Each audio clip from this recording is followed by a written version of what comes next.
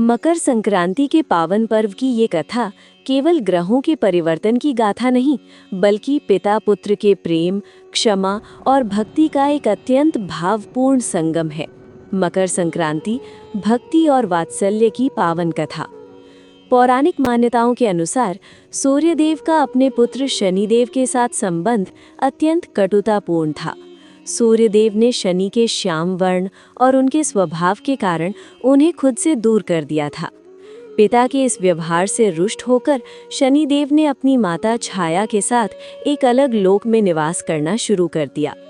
क्रोध और प्रतिशोध की अग्नि में शनिदेव ने सूर्यदेव के घर कुंभ, जो उस समय सूर्य का निवास था, को जलाकर भस्म कर दिया। जब सूर्यदेव अपने घर पहुंचे और सब कुछ राख देखा तो उन्हें अपनी भूल का आभास हुआ और वे गहरे संकट में पड़ गए। इधर शनिदेव के पास जब उनके पिता सूर्यदेव आए, तब शनिदेव ने देखा कि उनके पिता अत्यंत संकट में हैं।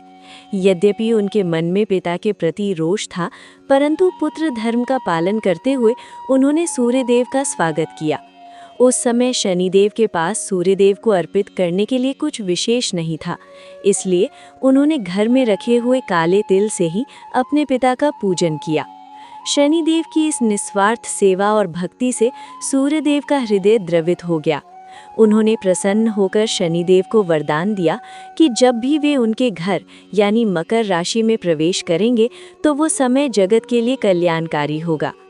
सूर्यदेव ने आशीष दिया कि जो भी व्यक्ति इस दिन काले तिल और गुड़ से शनिदेव और मेरी पूजा करेगा, उसके जीवन के सभी कष्ट मिट जाएंगे और शनि की साढ़े साती या घैया का प्रभाव भी कम हो जाएगा।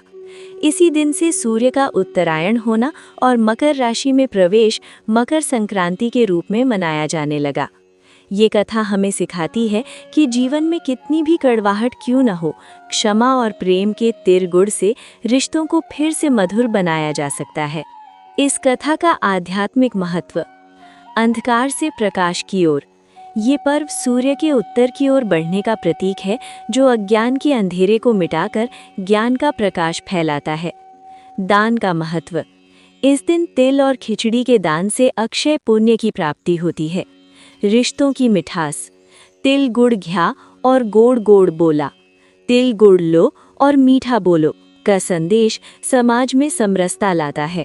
मकर संक्रांति के पावन अवसर पर सूर्यदेव और शनिदेव की कथा के साथ साथ धर्मराज और बुढ़िया माई की ये पौराणिक कथा सुनने का विशेष महत्व है।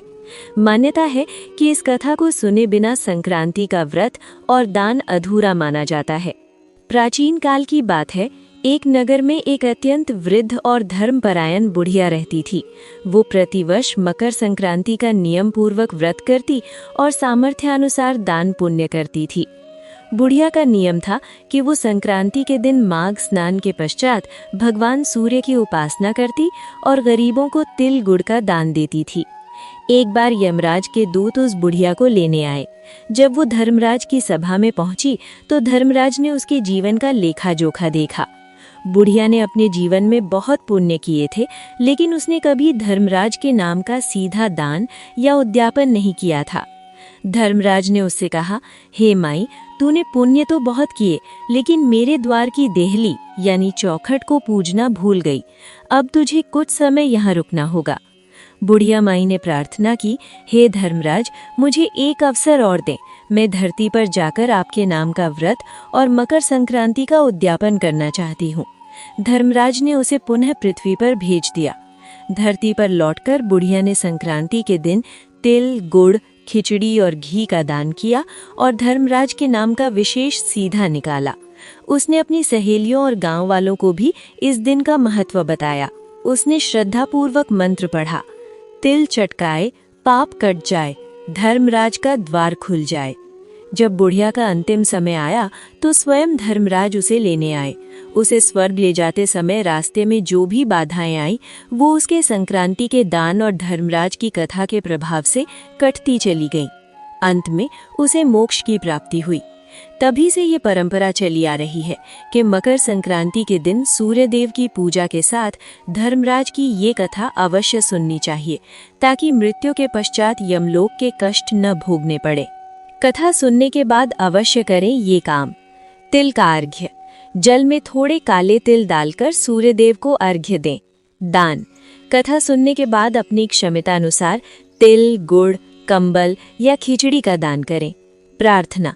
मन ही मन कहें, हे सूर्यदेव, हे धर्मराज, जैसे बुढ़िया माई की सुनी वैसे ही सबकी सुनना और सबका कल्याण करना।